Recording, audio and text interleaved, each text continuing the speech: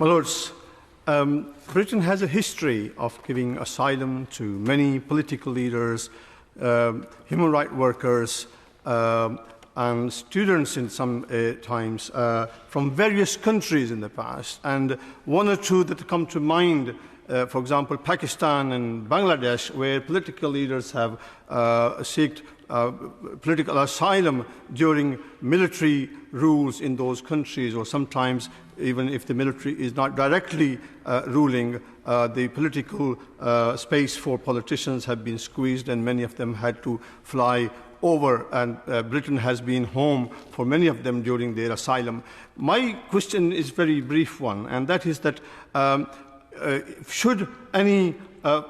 such cases of political leaders or human rights activists from such countries come to UK, what will happen to them? Will their applications be sorted here, or will they also need to be sent to Rwanda? On other aspects of the various questions I was asked, the Noble Lord Hussein asked about individuals who were previously present in a safe third country and entered the UK by a dangerous and unnecessary method, and I'm afraid they are liable to relocate to Rwanda. But it's an ongoing operational matter, so I'm unable to provide a running commentary on individual numbers or cases. And